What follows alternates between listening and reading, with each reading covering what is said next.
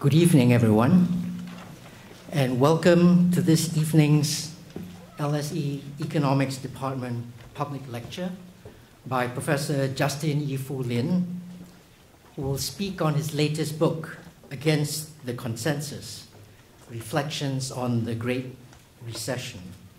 I will say a little bit more about our distinguished speaker in a few minutes, but let me say some rules about what we're going to need to do this evening.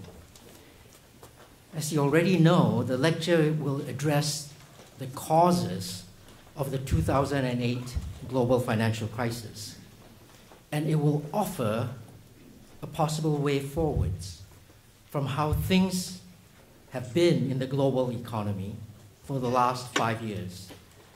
Justin will take us through evidence and reasoning that, as the title of this evening's lecture suggests, will go against the consensus and so might surprise quite a few of us in the audience at large with Justin's perspective and his analysis, not least, to flag right away, his unconventional take on the role that global imbalances have played in the crisis. Now, my name is Quah. I'm Professor of Economics and International Development here at the LSE, and also Kuwait Professor. It's my pleasure and honor to get to chair this evening's lecture. Before we begin, can I urge you, if you've brought in your cell phones, as I'm sure everyone has done, if you could put that on silent, please. By all means, do feel free to tweet and record things on your cell phone. At the LSE, we like to continue the conversation both in the lecture itself as well as afterwards.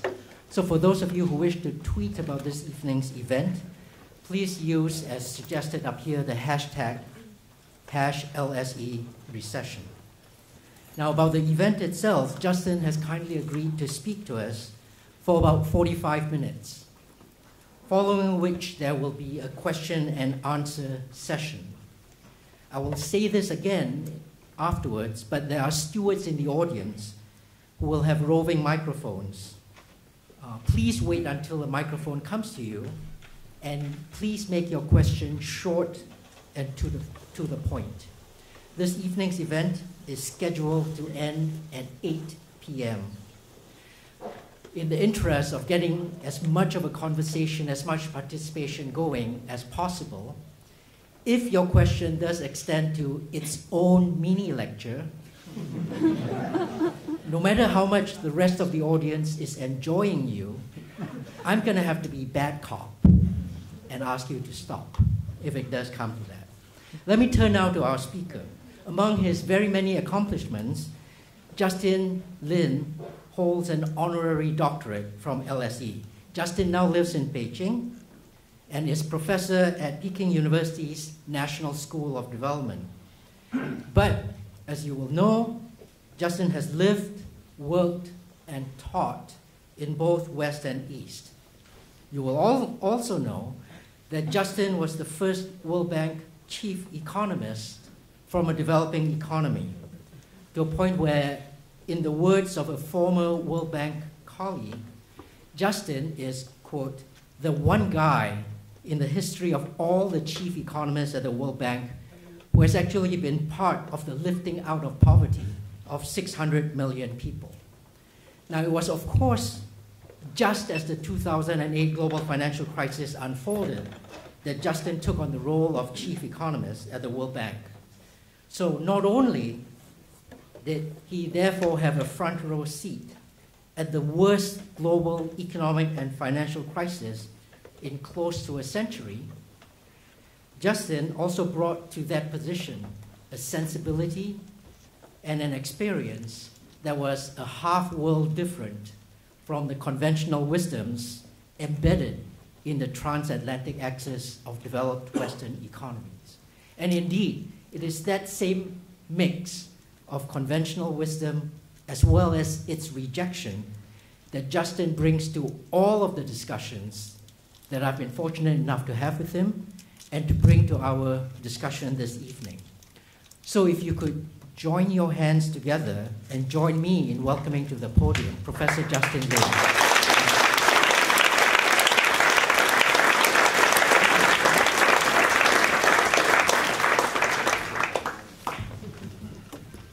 Lin. Ladies and gentlemen, good evening.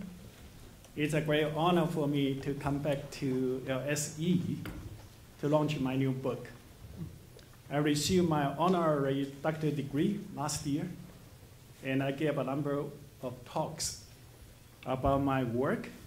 And today, it's a new book based on my experiences and thinking when I was the chief economist at the World Bank.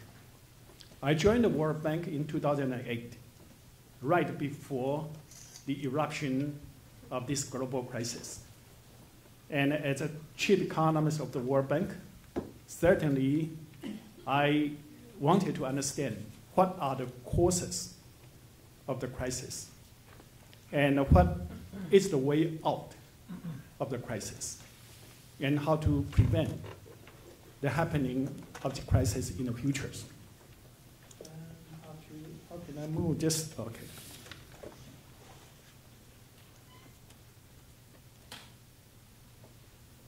And so in my talk, there will be the contents that I like to cover. We know the global crisis that happened in 2008 was preceded with about 10 years of enlarging global imbalances. And a commonly accepted view was that the global crisis was triggered by these global imbalances. Because of the global imbalances, some countries in the world accumulated a lot of foreign exchanges denominated in the US dollars. And they used the US dollars to buy the treasury bill in the US, which replaced the interest rate. And because the interest rate was so low, it encouraged all kinds of speculative activities in housing, in equity market, and also the prices of house and equity market increased substantially. And due to the wealth effect, people, they spend a lot of money on consumption and causing the global imbalances. But at the same time, when the bubble burst, it turned into the crisis that we observed. It was a very commonly accepted hypothesis. And then what causing the global imbalances? There are three hypotheses about that. The first one was East Asian economies. They pursue export-oriented development strategies. Because they exported so much, certainly, according to this hypothesis, they accumulate a huge trade surpluses and they're turning into their accumulation of the foreign reserve. And the second hypothesis was that East Asian economies, they encountered a crisis in 1998, 1999, and they learned a lesson. Although we know that East Asian economy performed quite well in terms of economic development since the 1960s, 1970s, but they understood without sufficient accumulation of the foreign reserves, they may expose themselves to the speculative attack, and that will have a consequence of the crisis and what happened in 1998, 1999. And so for the purpose of accumulation of the foreign reserves, they export a lot. That was the second hypothesis. But the most accepted hypothesis about the global imbalances was the Chinese government manipulate the exchange rate, artificially devalue the Chinese currency, increase the competitiveness of China's export, and that causing the trade surplus in China to be increasingly larger, and China accumulated a huge amount of foreign reserve. Those three hypotheses, if you look, the logic seems to be feasible and seem to be consistent with some of the observed phenomena, because as you know, East Asian economies, they accumulate a large amount of foreign reserve, and especially China. But whether they are the true reason for the global imbalances or not, we know that East Asian economies, certainly, they all have huge, trade surplus and reserve accumulation. But at the same time, we know East Asian economy, they started to adopt this kind of export-oriented development strategies in the 1960s and 70s. And before 2000, their trade surplus actually was quite small, because for an export-oriented development strategies, certainly, on the one hand, they export a lot, but they also import a lot. And at the balance, actually, the surplus was quite small. And for some country like Korea, most of the time they have a trade deficit instead of trade surplus. The trade surplus for the East Asian economy did not become large after 2000. And so we cannot use a strategy that has been pursued for more than half a century to explain what happened only in the last 10 years. That's my first refutation of this hypothesis. And the second hypothesis, the self-insurance motivation. Again, East Asian economies, they increase their trade surplus and accumulation of foreign reserves after the 1998-1999 crisis. But at the same time, we find some other countries, they don't have whatsoever reason to accumulate foreign reserve, but they also increase their trade surpluses. For example, Japan. Japanese yuan is a global reserve currency. So for Japanese, they don't have any motivation for accumulate foreign reserve as a way for self-insurance, because they can always print money to pay their debt and whatsoever. And similarly, Germany. Euro is a global reserve. And also Germany does not have to accumulate, reserve for self-insurance. That's the first, inconsistency. And secondly, other developing countries, during this period of time, they also increase their reserves substantially. Because if some countries manipulate their policies in order to increase their trade surplus and foreign reserve accumulation, other countries competing with them should reduce their trade surplus and reserve. But what we observe is that during the last 10 years, during the in 2000 and onward, we find most other developing countries, they also increase their trade surplus and reserve. And that cannot happen because, it should be a zero-sum game, right? And moreover, the accumulation of foreign reserve is far beyond the need for self-insurance, because by the time of 2007, the foreign reserve in China has already exceeded 2 trillion. It is much larger than any need for self-insurance. So that's my refutation of the second hypothesis. And the third hypothesis, that is China's exchange rate. And in effect, it was the most widely used explanation for the global imbalances. And the issue about the China exchange rate was first raised in 2003, because starting from 2002, the global imbalances were, on the other hand, the deficit of US trade surplus started to increase quickly. And since 2003, China has been accused of manipulation of the foreign exchange rate and causing the trade surplus in China to increase and the trade deficit in the US to become larger and larger. But if we look carefully, in 2003, the trade surplus in China was smaller than the trade surpluses in 1998. In 1998, the trade surplus in China was 47 billion US dollars. And in 2003, the trade surplus in China was only 27 billion US dollars, much smaller than 1998. But in 1998, during the East Asian financial crisis, China did not devalue its currency. So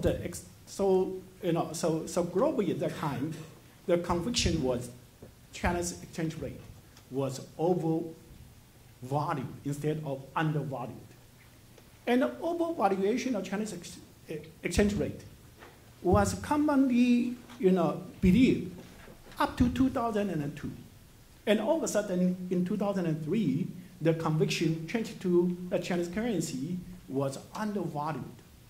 But if Chinese currency was undervalued in 2003, the trade surplus in 2003 should be much larger than 1998. But in effect, it was smaller. And China's exchange rate, China's foreign trade surplus did not become large until 2005. But when China's trade surplus becomes large with the US, China's trade deficit with other East Asian economies like Japan, Korea, Taiwan, and Singapore, and some advanced countries like Germany also become larger and larger. And so on the one hand, the trade surplus with the US was large, but the trade deficit with other economies was also large. And so it's hard to argue that only because of trade surplus with the US was large and the Chinese currency was undervalued. And also, between 2005 and 2007, Chinese exchange rate against the US dollars appreciated more than 20%. But the trade surplus with the US did not decline at all. In effect, it continued to become larger and larger. And also during this period of time, many developing countries which competed with China, they also increased their trade surplus. And all this evidence were inconsistent with the argument that China currencies was undervalued. And so all these three hypotheses, no matter is the export-oriented development strategy or the self-insurance hypothesis or undervaluation of Chinese currency, all point the figures to the East Asia economy for the reason of the global imbalances. And the global imbalances, I argue, on the one hand was the trade deficit of the US, and on the other hand was the trade surpluses of other economies. And we know that US started in 1960s, always had a trade deficit with East Asian economies. And what we found was that in 1990s, the US trade deficit with the East Asian economies contribute to about 51% of the US trade deficit. But from 2000 to 2007, the US trade deficit with East Asian economy did not increase. Actually, it declined from 51% to 38% of the US trade deficit. So that means what? The reason for the US trade deficit was not the policies in the East Asian economies, because the contribution of East Asian economies to the US deficit actually declined instead of increase. And that means that East Asian economy was a smaller reason for the global imbalances than other reasons. And US, yes, increased the trade deficit with China. And the reason why China contributed to such a large trade deficit of the US was because of relocation of the production of labor-intensive products from other East Asian economies to China. So they concentrate their trade surpluses to China. But it's a share, actually, it declined. And so from all this evidence, we need to look for a new hypothesis, which can explain all the empirical evidence that we can assemble so far. And I think that the only hypothesis, only reason which can consistent with all the evidence is that the global imbalances was triggered by policy mistakes in the US. I think the policy that contributed to the global imbalances first was the financial deregulation in the US in the 1980s, which allowed the financial institution to increase its leverage. In the past, $1 US deposit can only give $5 US loan. Now it could support $10 US loan. And then because liquidity increased, certainly it will contribute to the investment in housing, investment in equity, and others. And equally important was in 2001, the burst of the dot-com bubble in the US. And we know that when a bubble burst, the US should encounter a period of recession and so on. But to avoid the recession, the Federal Reserve adopted a very aggressive policy to lower the interest rate in the US from 6.5% in 2001 and to only 1% in 2003. With this kind of low interest rate, plus the high leverage, certainly it increased the liquidity in the US and the short-term speculative activities. And those kind of short-term speculative activity, causing the housing prices in the US to increase quickly. And with the bubble building up in the housing prices, the household in the US started to feel they are wealthier. And there's some kind of wealth effect to encourage the household increase their consumption. And especially the financial innovation allow the household to capitalize their gain in the housing prices. And so they overconsume. In the 1990s, the household debt as a percentage of their disposable income was about 70% of their disposable income. But because of the wealth effect and the financial innovation allowed the household to capitalize the increase in housing prices. So the household debt as a percentage of their GDP, of their household disposable income, increased from 70% to 130% of their disposable income. And this kind of overconsumption certainly will rely on the import to satisfy their demand. And also, because of the 9/11 and the subsequent Afghanistan war and the Iraqi war, the US government also encountered trade deficit, the fiscal deficit. Since the household and the government both have deficit, so that's the reason why that the US had a trade deficit.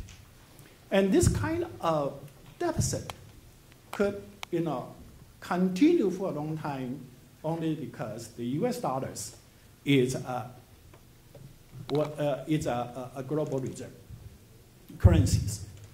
And China became a major beneficiary of the US trade deficit was because China was a major supplier of labor-intensive manufacturing goods which consumed in the US.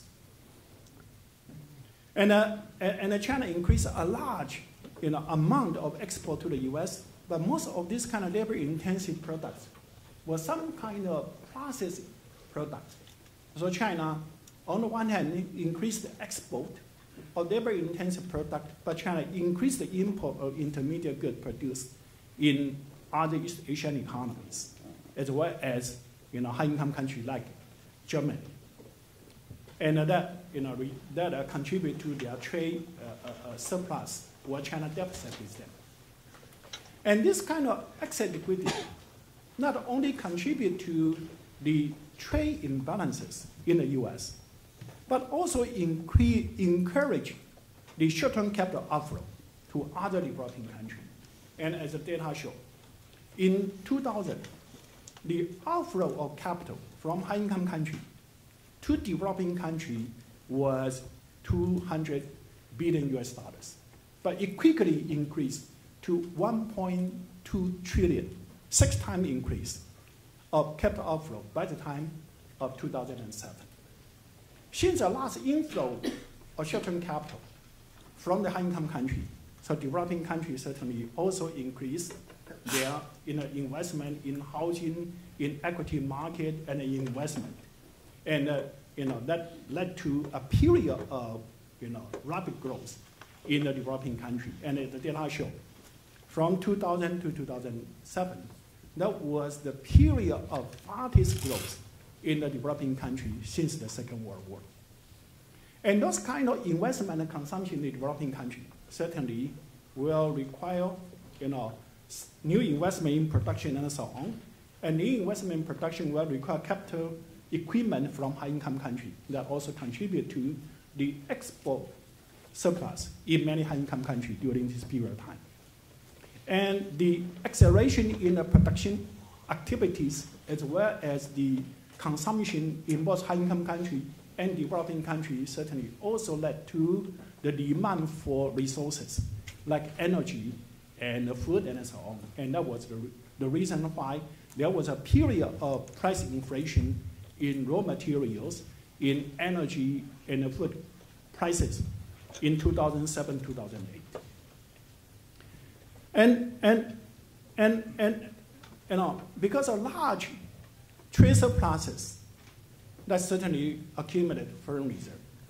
And large capital inflow to the developing country also, causing the developing country to accumulate a large amount of foreign reserve. But the developing country, they cannot use foreign reserve domestically. So no matter the foreign reserve accumulated through the trade surplus or capital account inflow, they all need to use that to make investment in the country which can use dollar, that is the US, either on treasury bill or to purchase some kind of corporate bond. And so that appear to have a large capital outflow, a foreign reserve or capital outflow from the developing country to the US. But it was a result of capital outflow or foreign reserve outflow from the US to other developing countries at first hand. But the hypothesis that I just discussed only look at the second half of the flow. They did not try to understand what was the reason for the first half of the flow. And from this analysis, we can see if globally we could have a better understanding of the reason for the global imbalances in 2003 and 2004, and really try to address the issue, maybe this global crisis could be avoided, or at least could be mitigated. I certainly also need to understand how come China stood out in these global imbalances. Certainly, the trade surplus in China was much larger than any other country. And the trade surplus certainly was a result of oversaving in China.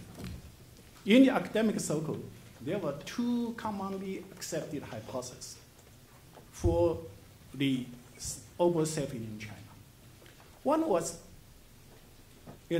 one attributed to the lack of social safety net in China. So they say because of lack of social safety net, households need to save for their provision for the old ages.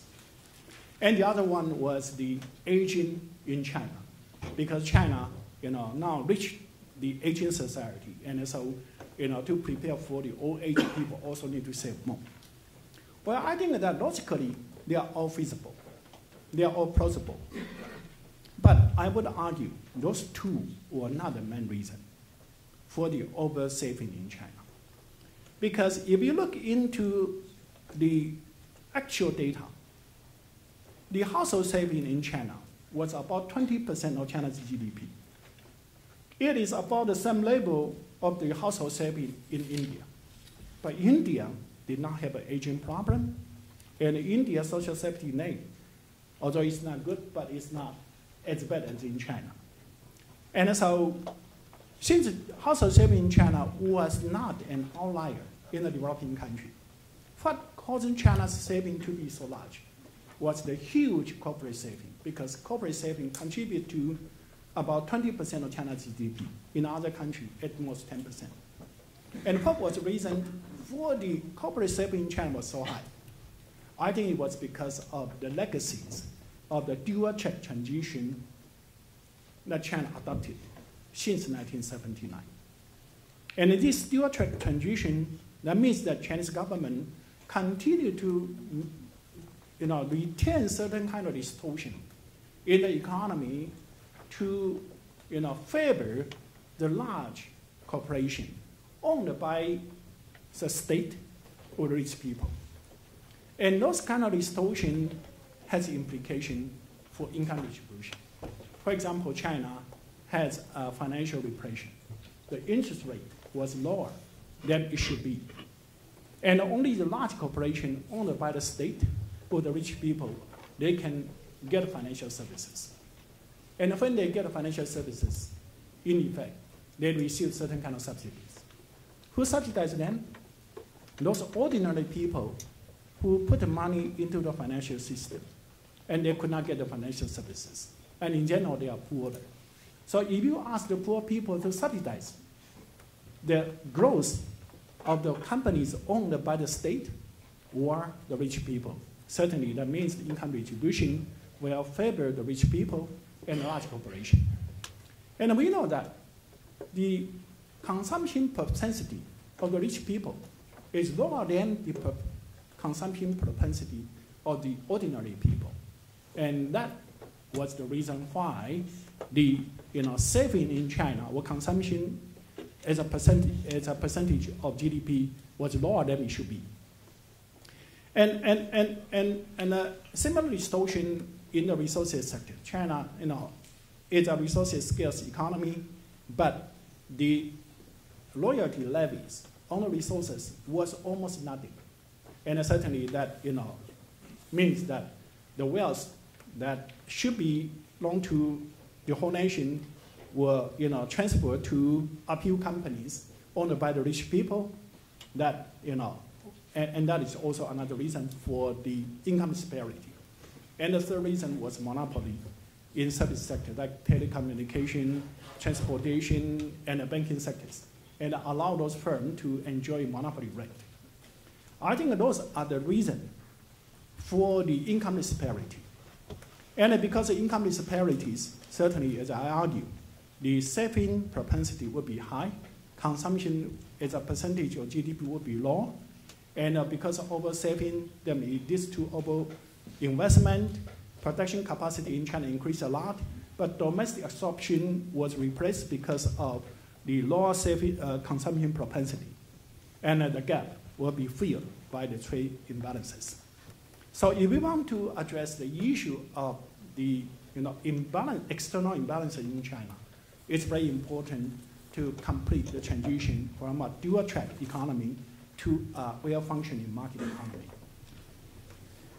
So that's my reasoning for the global imbalances and global crises. And as I argue, if at the beginning of these global imbalances, we have a good understanding of the factor behind the imbalances, then the global crisis could be mitigated or avoided.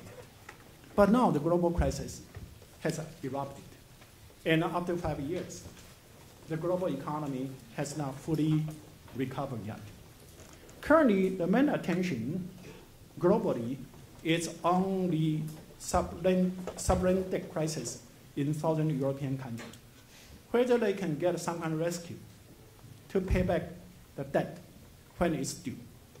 But we also know, even the southern European countries like Greece, Italy, and Spain could get the rescue package if they do not carry out structural reform domestically to increase their competitiveness. Then any kind of rescue would be like a painkillers. It only buys time. It will not solve the problem. And in fact, the same problem will come back, even in a much larger manner, after a few months. And the structural reforms are important. I think everyone agrees. But the structural reform means what?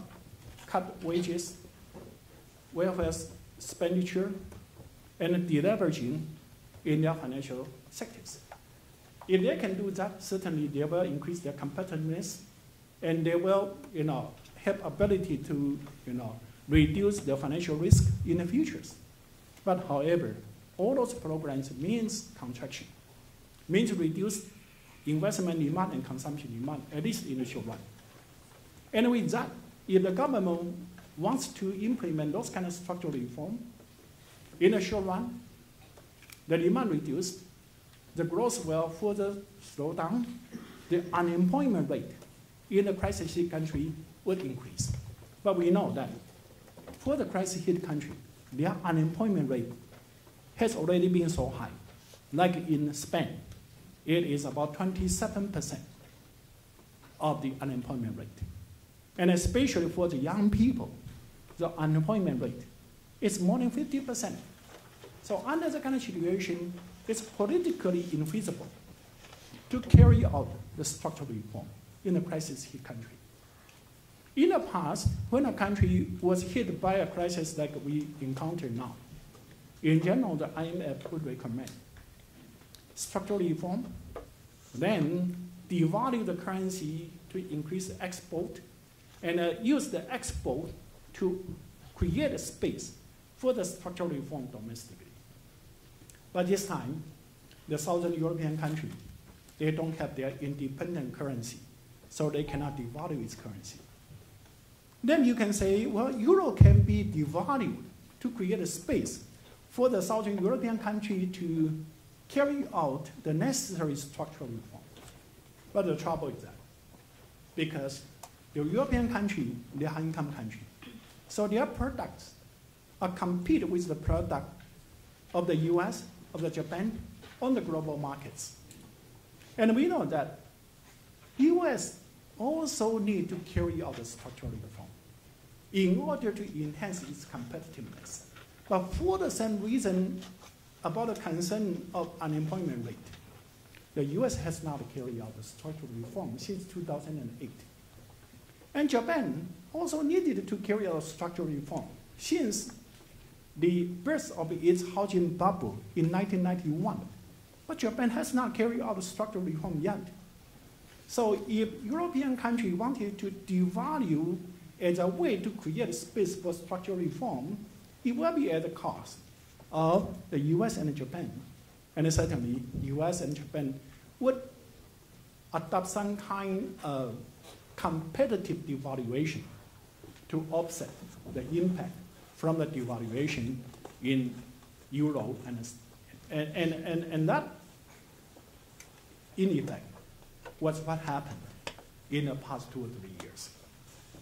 And so I expect the high-income country may not be able to have the space for their structural reform, and they may encounter a situation like Japan encountered since 1991. That is that they are going to have some kind of lost decades, like Japan, in the coming years. And during this period of time, their debt will accumulate quickly because of the high unemployment rate domestically. And if they have a high debt, then the government will use expansionary monetary policy to lower the interest rate in order to reduce the cost of the government debt servicing or raising new debt. And this kind of lower interest rate will encourage all kinds of short-term speculative activities. Domestically, it will go into the equity market push up the equity prices to a bubble level, and everyone knows it's a bubble, and so it's very sensitive to all kind of information. So you're going to have a big fluctuation in the equity market in the high-income country. Not only so, it will encourage the short-term speculative capital outflow to international commodity markets like oil, grain, or gold, and to a level which, is beyond any rationality. And so any kind of information can also cause a big fluctuation in its prices, as what happened in the gold recently. It will also encourage the short-term capital outflow to emerging markets, and causing a large inflow of short-term capital. Many of that will go into the housing and equity market, causing bubble there. At the same time, it will force the country to have, revaluation of its currency and reduce its export competitiveness, and real economy will be hurt. And once real economy was hurt, then the international short-term capital would have a large outflow. So that is likely to be the scenario in the coming years to the developing country, causing all kind of difficulty in the macroeconomic management. Then is there way out? I think the way out is to find a way to create a space for the crisis-hit country in Eurozone, in US and Japan, to carry out its structural reform. And how to create a space? In the past, it relied on currency devaluation. No, it's not an option. I think that an alternative to that is to make investment in bottleneck region, productivity enhancing infrastructure. And this kind of investment, in the short run, will create the demand, growth, and job, just like a devaluation.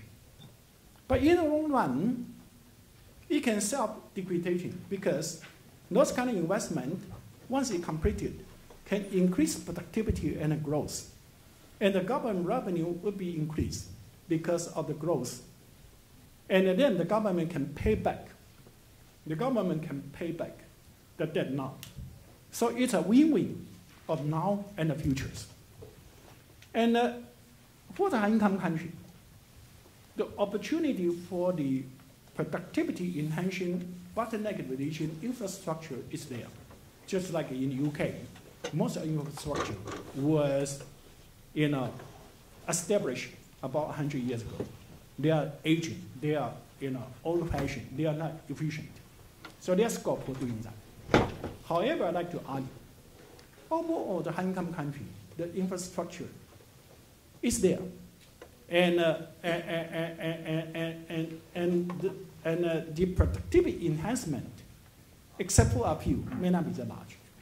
So that means that if we only make investment in a high-income country, may not be enough to create a space for the structural reform in the high-income country. And we know that in developing country, except for China, I would say, almost every developing country, they have huge bottlenecks in infrastructure. And by investing in those kind of infrastructure, it will improve their productivity and growth in the future. And if the developing country can have a huge investment simultaneously in the infrastructure, they will create a demand for the export from the high-income country. When I was at the World Bank, we did a study and general equilibrium modeling, and it showed that in a developing country, every $1 investment domestically will create 70 cents of import to the developing country. And among those 70 cents, half of that, that is 35 cents, will be capital equipment import from my income country. So that means that if we have some kind of global recovery plan or global Marshall Plan to make investment in infrastructure, it will be a win-win for the high-income country and developing country. For the high-income country, because it creates the export opportunity. And so the high-income country could carry out the necessary structural reform and allow them to return to the normal growth in the future. And for the developing country, with the investment in infrastructure, their productivity, their growth potential will be enhanced. So it's a win-win. And with this, I think the G20s should be a platform to endorse this kind of global recovery initiative. And the multilateral development institution like the World Bank, Regional Development Bank, there could be an institution to implement those kind of initiatives. Well, the argument for this kind of infrastructure to be self-dictation, the condition is that the usage, the intensity of use of the infrastructure is high enough. And the intensity of the use of the infrastructure very much depends on the growth rate. If they have a dynamic economic growth, certainly the use of infrastructure will be large. And then return on the infrastructure will be high. But we know that most developing countries, they were trapped in low income status and the middle income status. And whether we can find a way that to make the developing country, they can all have dynamic economic growth, like China or other East Asian economies. If they could have those kind of growth performance, then any investment in infrastructure can generate very handsome returns. But as I said, most of them did not grow dynamically. And how to promote growth in the developing country? In fact, my talk last time at the LSE tried to analyze that, and let me summarize. Well, we need to understand the nature of economic growth in a modern time. We know that the nature of modern economic growth is a process of continuous technological innovation and industrial upgrading. And that is the basis for continuous increase in labor productivity and income. And for a developing country, if they wanted to enter into that kind of modern economic growth, on the one hand, they should develop their economy according to their competitive advantages. So they will be competitive. And if they can do that, they can also enjoy the advantage of backwards. So their technological innovation and industrial upgrading could be 2 times, 3 times of the high-income country. That means they can grow at 7, 8, or 9% continuously for 1 decade or 2 decades, or even more. And the precondition for a country to have those kind of dynamic growth is that they need to have a well-functioning market institution. So the competition and the price signals will induce the firm to adopt technology and to enter industries according to their competitive advantage spontaneously. But since it's a process of structural transformation, so the government also needs to play some kind of proactive role for situation role to overcome the issue of externalities as well as coordination. If a developing can do that, if a developing country can do that, they all have the opportunity to grow at 7 or 8 or higher percentage continuously for 1 generation or 2 generations. And also, if a country follow their competitive advantages in their development, then they will follow a pattern called the flying geese. That is, a high-income country upgrade their industries. Then the low-income country can enter into the space left over by the high-income country and to utilize the advantage of backwardness. And that is the pattern of the successful catching up country in East Asia.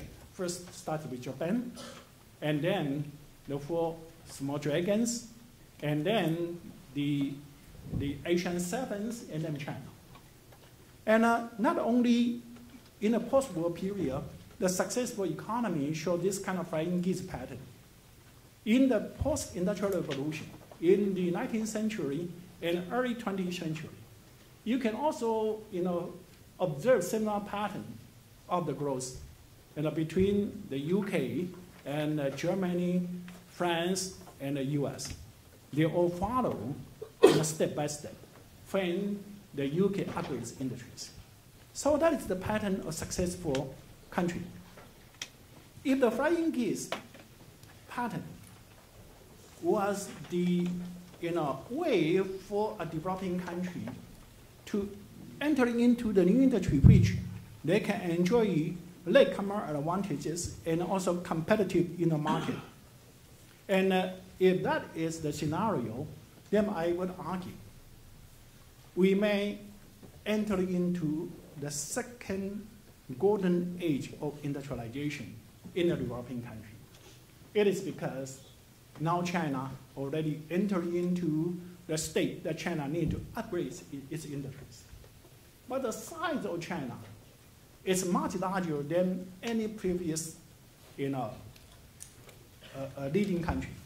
Like Japan, in the 1960s, Japan, the total manufacturing investment, employment in Japan was 9.7 million workers. And in 1980s, South Korea employed 2.3 million workers. Taiwan, about 2 million. Hong Kong, about 1 million. And Singapore, less than 500,000. But this time, China employed 85 million workers. Almost 10 times of Japan's total employment in manufacturing sectors. And as we know that when Japan upgrades industry, it gives the opportunity for other East Asian economies to entering into the modern manufacturing sectors, help them to turn into dynamic economic growth. And when the East Asian economies upgrade their industries, they relocated their labor-intensive manufacturing to China, help China to enter into this dynamic globalization and growth. And now China reached that stage. But the size of China is so large, so it's not a leading goose anymore. It's a leading dragon. And I published an article on the global policies October last year to document and to argue for this new pattern. So that means that China will upgrade its industry. If other developing countries can follow what I argue, develop their industries according to their competitive advantages, and the government played a facilitating role to help overcome the externality and the coordination issue, then the size of China means that it will have a space for almost all the developing countries in Africa, in Latin America, in South Asia, to turn into a new pattern of growth as what we observe in China. And not only China will have that kind of function. When the income in India, in Brazil, in those large middle-income countries upgrade, they will also open up the space for other low-income countries. And what I say was not a theoretical argument alone. I started to argue the possibility for industrialization in low-income countries like Africa. And in 2011, in March, I met with the late Prime Minister Meles and advised him to consider the opportunity of wage rights and industrial upgrading in China and its opportunity to open up for Ethiopia. And we can see that Ethiopia has a large abundant supply of young laborers. They also have the supply of leather. So the leather shoe sector should be one sector that they have latent comparative advantages.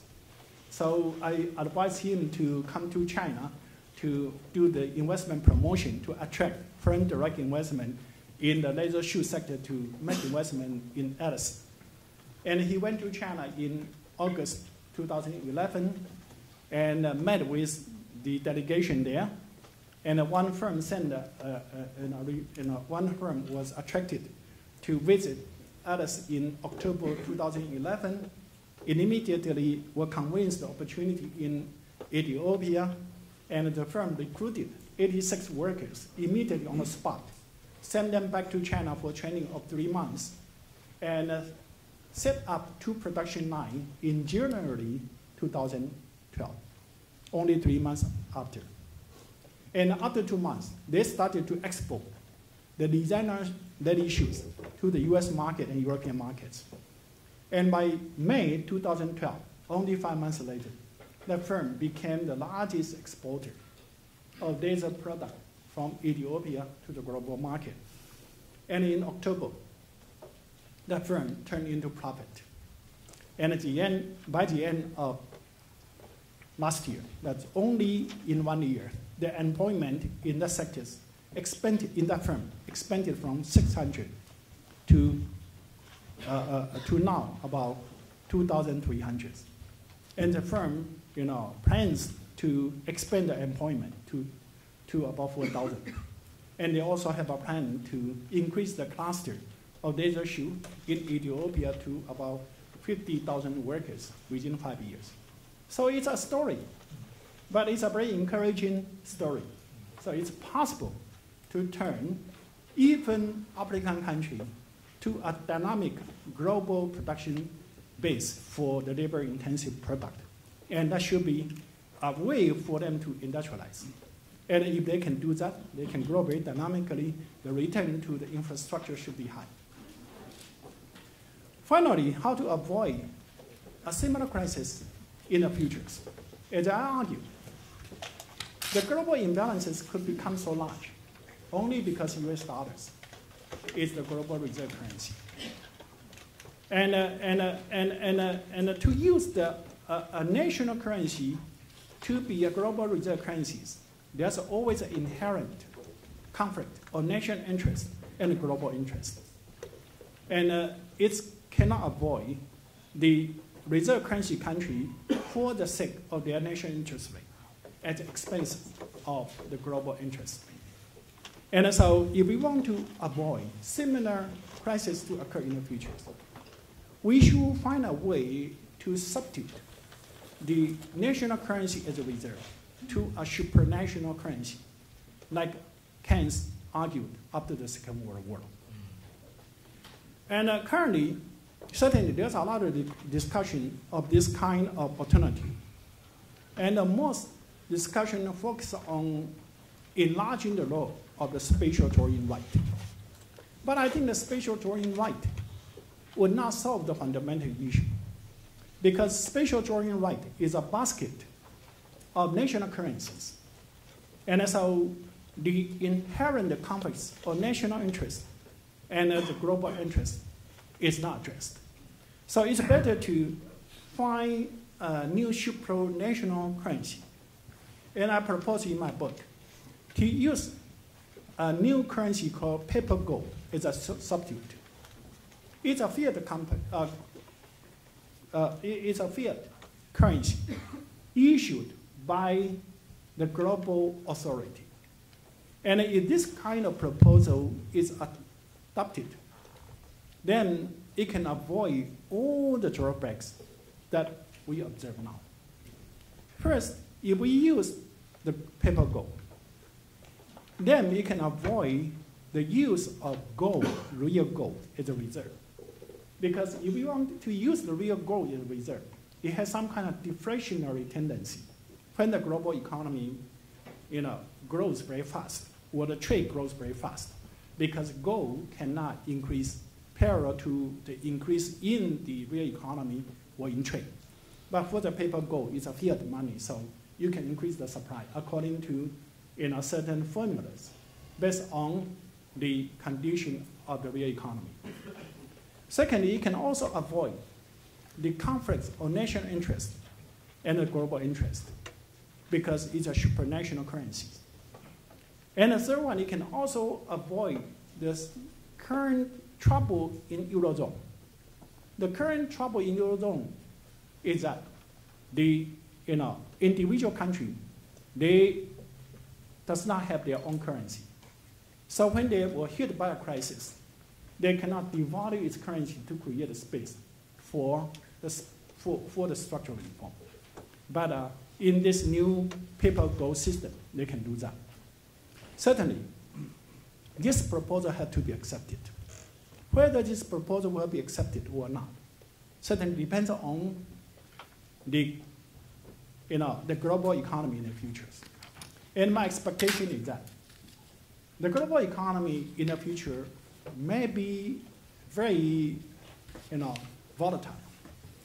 And the reserve currency country, no matter it's US or Euro, and or Chinese yuan in the future, the disadvantage or the adverse impact of the very volatile the global monetary system would be bad for the reserve currency country and also for the non-reserve country.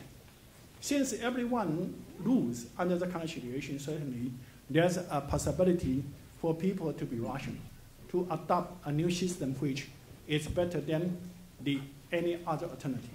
So that's what I argue in my book.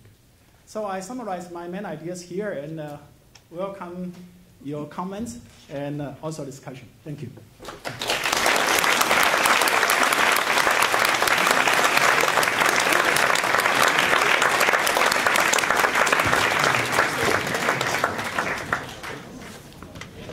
Thank you very much, Justin. Before we begin the round of questions, can I just, as chair, simply say that that lecture was simply majestic in scope, analysis, and ambition. I've never been in a different lecture where someone is talking about international currencies, large-scale global organization, a Marshall Plan for world recovery, and at the same time veers into discussion of designer women's shoes, where we can have a convergence of the Manolo Blahnik, Christian Louboutin's analysis together at the same time that we've got a discussion of paper gold. Justin introduced the topic by re-examining the pattern of causality in global capital flows. He overturned the conventional wisdom by showing us evidence how a traditional way of thinking of the cause of global imbalances as being East Asian or Chinese actually does not square with the facts. He offered an alternative explanation that is consistent with all of our observations. And then he went on to describe how there is, although there are difficulties in the global economy, he proposes what he calls a win-win situation with a global infrastructure initiative, a GII, which is a counterpart of a Marshall Plan based on investment worldwide. That has nice properties. It is self-liquidating. It is in the incentives of all of us to subscribe to that. That squares a picture that he had brought to us 6 months ago, where he talked about the elixir of growth and how the global economy can continue to develop. How China, being as massive as it is, when it upgrades in the spectrum of developmental goods, it leaves a lot of space for countries like Ethiopia and elsewhere in the world to be pulled along with it.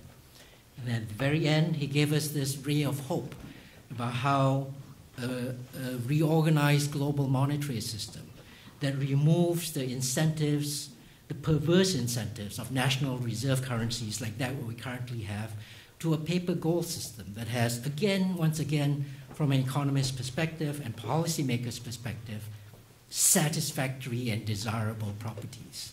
So well done, Justin, really excellent. Can we open now for questions? And if I may, can I implore you to wait until you get a microphone from a steward. Identify yourself quickly and then ask a short question. Can I collect 3 questions? Yes. Yeah, we'll take a bunch of questions and then Justin will answer them. So, gentleman in black with the jumper. I'm Ali Alagra, Emeritus Professor of International Economic Integration. I met Justin a long time ago. I agree with the chairman's evaluation of your presentation. Fantastic. What I worry about is you're going to be accused of saying that a lot of people attributed the causes of the crisis to the Asian economy. In this part of the world, the 2 major reports after the crisis, the Deloitte report for the European Union and the Lord Turner report for Britain, have put the blame directly on the United States, and they only mention the imbalances in terms of what you mentioned, the surpluses, reduced rate of interest, and encourage people to borrow for housing. So I hope that does not distract from your general message. Okay, John, in the middle here, if you could, maybe you could just speak up. Yeah, John Rong, I'm Senior Fellow at Chongyang Institute of Renmin University in Beijing.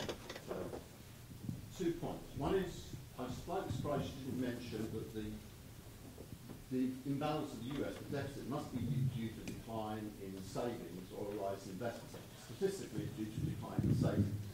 But you showed the decline in the savings rate started in the 1980s, long before China became any serious factor in the situation. Secondly, I think the problem of your proposed outlook is that the Marshall Plan was an integration of economics and politics. It was by the United States, and the United States gained politically. What you propose, while very desirable economically, would increase the power of the surplus countries, that is Japan, Germany and China, at the expense of the United States, and is therefore likely to be resisted by the United States. So what would be your reply to these points?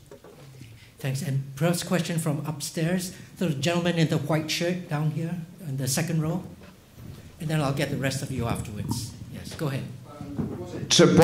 Was it Bob Zoellick who said the G8 is too small to be relevant and the G20 is too big to be effective? Aren't you expecting too much of the G20? Okay, thank you. So if we could take this first three and then we'll come back. Well, I think the first two actually is not real questions. They just command me to consider some other facts, and I think those are agree. You know, I provide some kind of analysis, and some people provide analysis on different angles, but overall the ideas are similar. You know, East Asian economies was the main reason for the global imbalances and the global crisis, and we need to look for other reasons. And the other reasons are most likely coming from the US because they are the largest economy in the world and they have the global reserve. Actually, they are just the money supply of the world. And if they have unlimited supply of currency, certainly you're going to cause bubbles either in the US or the world. And when bubble bursts, you're going to have global crisis. Then coming to the issue of the savings in the US, as you observe, yes, starting in the 1980s, the saving rate in the US started to decline. But it accelerated after 2000. And I think the main reason was the high leverage plus the low interest rate. And that encouraged the excess liquidity through, through the speculative outflow and so on. And the politics and the economics, I think the first one we can do is to have good economic analysis. We should not take the politics into consideration at the first round of analysis. And then secondly, at the end, whether a good analysis will be adopted or not, very much depends on politics. But if, the US, whether the US will resist this kind of proposal or not, depends on trade-off. I think that if the US cannot find a good way out, then they may encounter something like the lost decades in Japan. And the proposal I put forward will create an alternative that may provide hope for the high-income country to have the space for their structural reform simultaneously. And I think that is the way out, ultimate way out for the crisis. And so I think that there may be a hope. Economic rationality may prevail at the end. And the G20, again, if we cannot find a good way out, then either G2 or G8 or G20s need to come to an agreement. Because I think no country is to no country's benefit to allow the global economies, especially in the high-income country, to be trapped in something like Japan for 20 years or more. And so if that is, if we try out all the other alternatives and we still cannot find a way out, I'm sure people will be more willing to sit together and to agree on something which is a win-win for every country. Thank you. Can I just push a little bit on the first question? First question suggested, Justin, that perhaps looking at the global imbalance issue isn't really spot on anymore because Turner Report and others have simply focused on financial or malfeasance within the financial sector. But there continues to be this view that it was global imbalances that provided the fuel that investment bankers, through malfeasance, subsequently lit. And that fuel question remains there. Moreover, I think that the kind of policy discussions that we're having within the Eurozone now, where many Eurozone economies are blaming Germany, using language very similar to what the United States used when it blamed China, I think that remains very much on the policy agenda. In any case, questions? Okay, in back. What is the great divergence, please? The great divergence. Mr. Lin, Professor Lin, it says in your chapters, Oh, hi. Hi. What is the great divergence, please? Okay, he wants to know about what the great divergence is. So we'll come back. And then the question with the woman next to the camera. Christina Yan Zhang. Professor, you know, we have heard a lot of discussion about the internationalization of RMB, especially with London hosting it, has get a lot of excitement, you know, in Britain. And on the other hand, we see all the Asian, you know, Southeast Asian countries tend to integrate their economy by 2015. So how does these two key factors fit into your very exciting Marshall Plan? Thank you. Okay, now there was a question. The gentleman in the gray suit. Yes, you could stand up so the microphone comes to you. My name is Sun Fu Mao, and I graduated from the school 2 years ago. My question is regarding your proposal of the paper gold. I just want to ask, who do you think is the appropriate authority of issuing such global reserve? Because I can't see the difference between the paper gold and the SDRs. If such authority is composed of the representatives of different global major economies. Okay, thank you. Okay, Justin, can I turn to you? Yeah. The first one about the great divergence is a term to describe the enlarging in the income gap between the industrialized North, or the advanced country, and the developing countries. Because we know that at the turn of the 18th century, the rich country and the poor country, their gap of per capita income was about, at most, about 5 times. But now, the difference can be 100 times or even 200 times. And this kind of trend called great divergence. And the second one about the globalization of IMB. Because now China is the second largest economy in the world. And most likely by the time of 2020, China may overtake the US to be the largest economies. And China trade is likely to be the largest trading country in the world. And by that, certainly, the RMB will become increasingly important role in the trade, in the global financial system, and so on. So I would say that the globalization of RMB is a trend that cannot be stopped. However, as I argue in my book, I do not have time to elaborate, but I argue in my book, we are moving towards a system that with 3 major reserve currencies. That is US dollars, and euro, and the Chinese yen. And then a few other reserve currencies like British pound, Japanese yen, and Switzerland franc.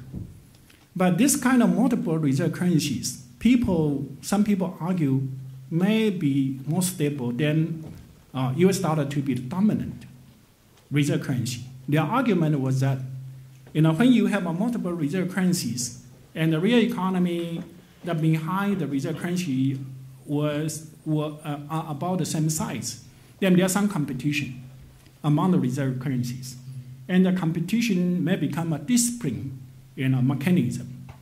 But this argument, the precondition is that all the reserve currency countries, they are healthy. They don't have structural problems. But in my book, I argue almost every reserve currency country, they have their own structural problems. And because that, it will give a lot of opportunity for speculators to take advantage of those kind of structural problems, and then causing a huge volatilities in the international monetary system. And if it has huge volatilities in the global monetary system, it's bad for every country, including the reserve issuing country and the reserve using country. And that's the reason why I propose to have an alternative. And the alternative, as I argue, can address all the issues that we may conceive of now. And that is a much better system. Then, who will issue the paper gold? Well, it will, certainly the global monetary authorities. And the global monetary authority, just like WTO, it should be an international organization, and with the authorities that agree upon by all the member countries. And so IMF is a candidate for doing that, but we can have other monetary authority, but that depends on the design and depends on the agreement. Thank you. Okay, we could go upstairs now. First, the gentleman in the green sweater on the very edge. Right, you're standing right next to him. Okay.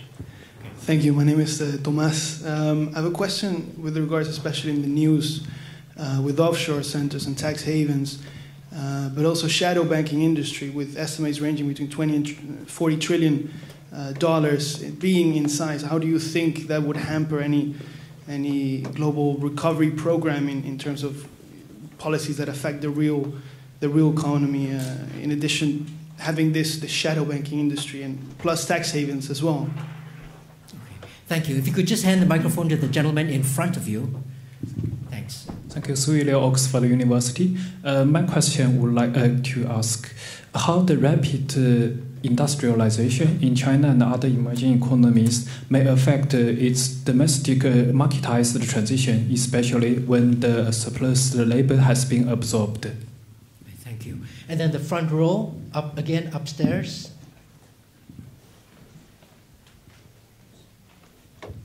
Thank you. Certainly a very inspirational talk. I've got two questions, but one doesn't require an answer, other does. The first one, I mean, blame game, I think one can only go up to certain point. I think blame game is really useless. I mean, for most part it is useless. But one wonders why China's surplus was consistently so high for so long. The economic theory suggests that if that happens, the the currency tends to appreciate and works against the consistent surplus. We leave this question. I don't need to answer that. But the question that I want to answer, your global initiative, your global infrastructure initiative is a wonderful idea. And you say that it will be self-liquidating. But what about, what would it do to the interest rates? When presently interest rates are very low because people are not investing. But when we have this global infrastructure initiative, what will happen to interest rates? Thank you. Thank you. Okay, we'll take this round and then I'll come back.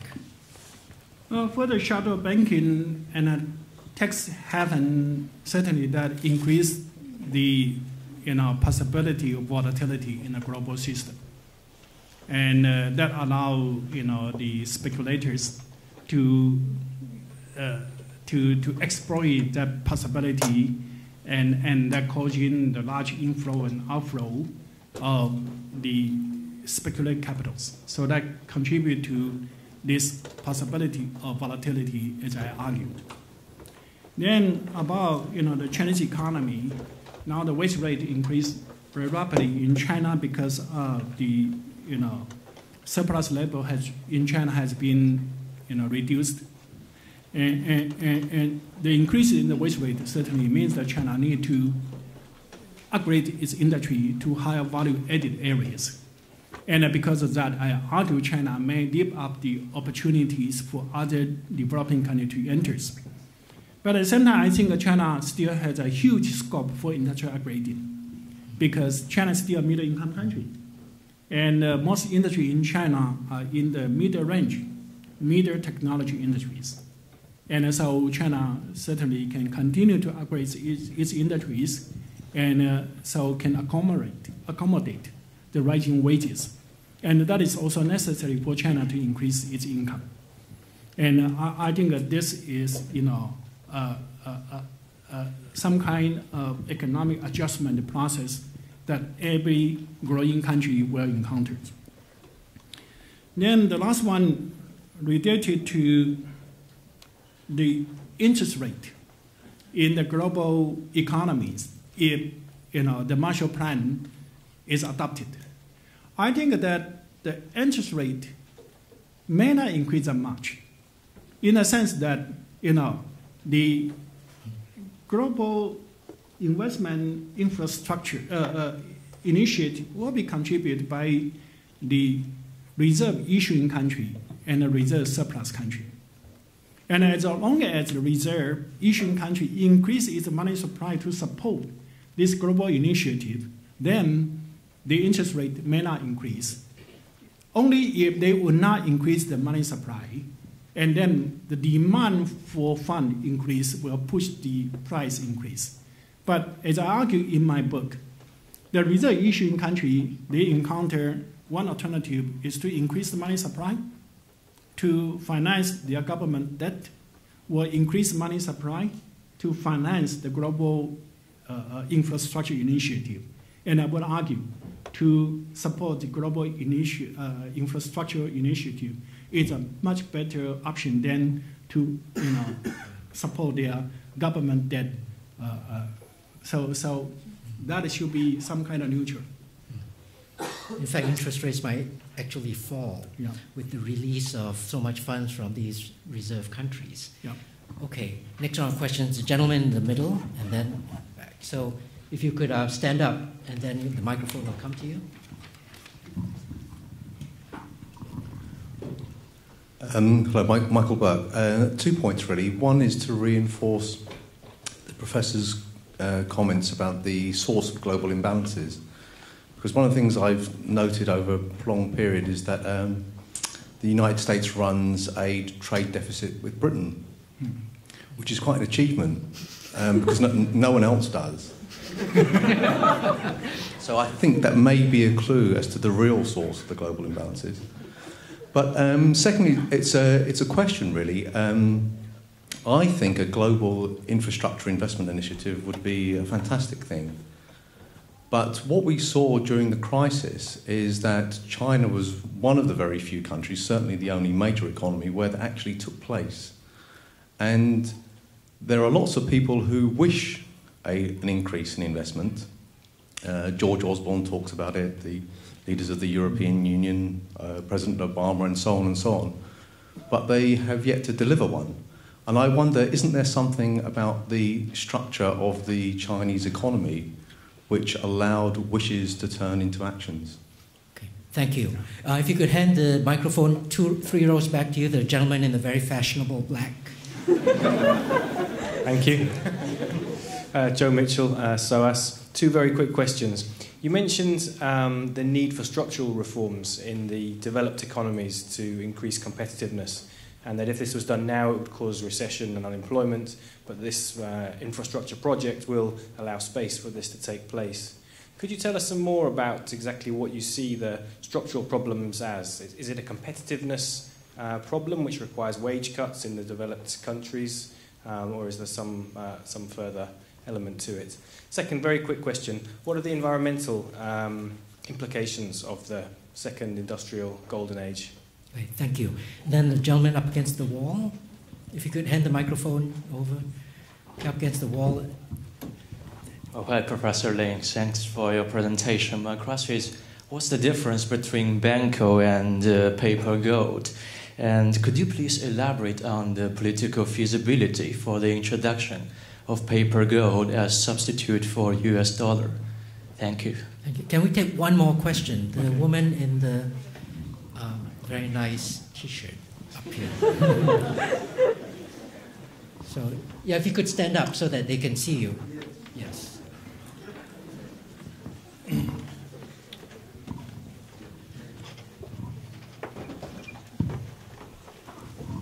林毅夫先生, thank you for your wonderful presentation. I've been previously a Peking University student, so it's very great to meet you here. And my question concerning the financial reforms that Chinese government has taken after the financial crisis. One of them is about today's Chinese Central Bank's Monetary Policy Committee has raised a proposal about the marketization and liberalization of the interest rate. And what's your opinion about this, and what do you think can quick the process of the marketization of the interest rate in China? Thank you. Okay, thank you. Justin, can I turn to you? Okay, very good. The first question is that there were many talks about infrastructure investment in Britain, in US, and also in Eurozone. But we did not see much actions. And I think the reason was because there are some debates in the high-income country. Some follow more conventional ideas that to say if the government want to make investment in infrastructure, then they may encounter something like a Ricardian equivalence. That means in the short run, the demand increase because of government investment and create a job. But in the future, the government need to return those kind of expenditure by increasing the deficit and so on, and by increasing the tax rate, either by inflation or express tax rate. And they argue any kind of government expenditure will not be effective to stimulate the demand in the short run. And because that was, a doctrine by many peoples, and so it's very hard for the government to move. But what I argue is different, because I argue productivity enhancing type of investment. And the old doctrines, in general, they did not put into that consideration. Traditionally, the government stimulus can be consumption support, which will not increase the productivities, or by digging a hole or paving a hole, and those kind of activities certainly will not increase productivities. But because of people, they use doctrine instead of analysis. So they blind their eyes to the new opportunities. And so it's very important for us to make our ideas understood by people. And fundamentally, if most people are convinced by the opportunities, then the politician will gain enough support for carry out those kind of investment. And that's very important. I hope that you and others will help me to promote my books and to make this an option for a win-win way out for UK, for the high-income country, and beneficial for the low-income country as well. And then about the second question, the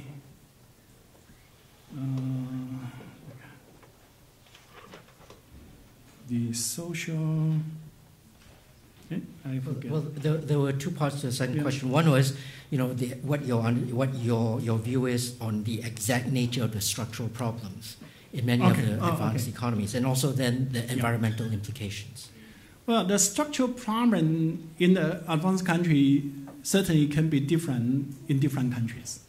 Like in the Southern European countries, I think their wage rate is higher than their productivity level. Their social benefit is also higher than what is affordable. So certainly they need to eliminate that. And in the US, I think one of the structural problems is the healthcare system is very inefficient. The US spend about 17% of their GDP on healthcare. But actually the coverage is much lower than many other countries with a lower percentage of expenditure. That's one area. So countries may be different, but they all have some kind of structural weakness, and to making their economic system cannot be competitive. And in the case of Japan, was their non-tradable sectors is very inefficient, and so country is different in the source of their structural problems. The environmental issue, I think that environment is a good target for this kind of productivity enhancing investment, because we know global warming and environmental degradation is a real threat to the sustainable growth in any countries.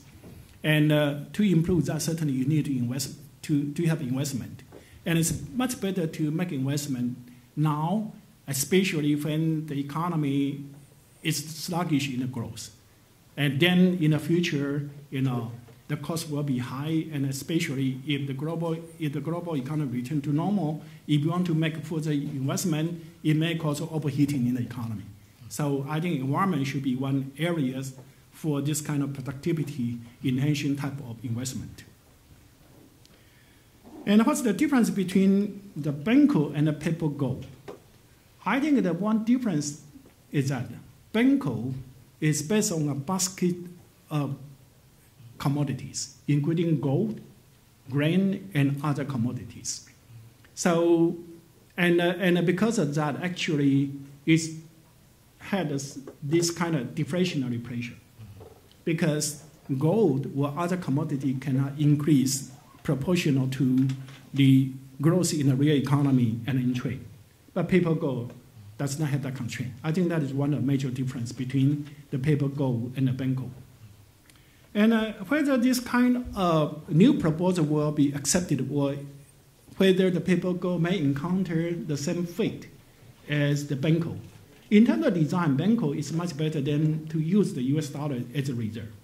But we know after the Second World War, US economy contribute to about more than 50% of global GDP.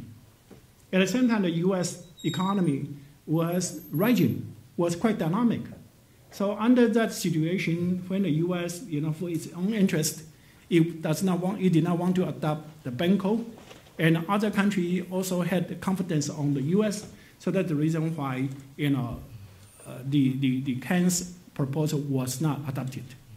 But as I argue, by the time of 2020s, US economy currently, it reduced from more than 50% down to currently about 20 to 23% of global GDP.